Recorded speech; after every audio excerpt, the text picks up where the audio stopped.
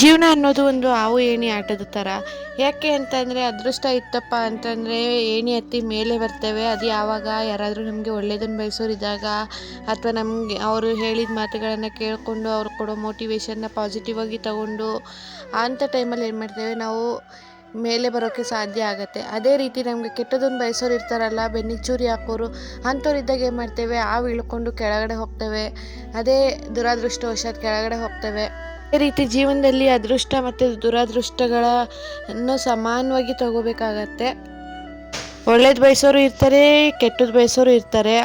ಅವರಿಬ್ಬರನ್ನು ಒಳ್ಳೇದು ಬಯಸೋದವ್ರನ್ನ ತುಂಬ ಖುಷಿಪಟ್ಟು ಜೊತೆಗಿರ್ಬೋದು, ಅಥವಾ ಕೆಟ್ಟದ್ದು ಬಯಸೋರ ಜೊತೆಗೂ ಇರಬೇಕು. ಯಾಕೆ ಅಂತಂದರೆ ನಮಗೇನು ಆಗ್ತಾ ಇದೆ ನಮ್ಮ ಜೀವನದಲ್ಲಿ ಅಂತ ಹೇಳ್ಬಿಟ್ಟು ಹೇಳ್ಕೊಡೋಕೆ ಇರ್ತಾರಲ್ಲ, ಅವೆಲ್ಲ ಒಂದು ಥರ ಪಾಠ ಥರ ಇರುತ್ತೆ. ಅದೇ ರೀತಿ ಜೀವನ ಅನ್ನೋದೊಂದು ಏರಿಳಿತದ ಆಟ ಅಂತಲೇ ಹೇಳ್ಬೋದು. ಹಾಗಾಗಿ ಜೀವನನ ಏನೇ ಬರಲಿ ಸಮಾನವಾಗಿ ತೂಗಿಸ್ಕೊಂಡು ಹೋಗಬೇಕು ಅಂತ ಹೇಳ್ತಾ ಇಲ್ಲಿಗೆ ನಾನು ವೀಡಿಯೋನ ಮುಗಿಸ್ತಾ ಇದ್ದೀನಿ. ಯಾರಿಗೆಲ್ಲ ನನ್ನ ವೀಡಿಯೋ ಇಷ್ಟ ಆಗಿದೆ ಈಗಲೇ ಲೈಕ್ ಮಾಡಿ, ಕಮೆಂಟ್ ಮಾಡಿ, ಹಾಗೆ ಚಂದ್ರ ಟಿ ಸ್ವಾಮಿ ಯೂಟ್ಯೂಬ್ ಚಾನಲ್ನ ಸಬ್ಸ್ಕ್ರೈಬ್ ಮಾಡಿ.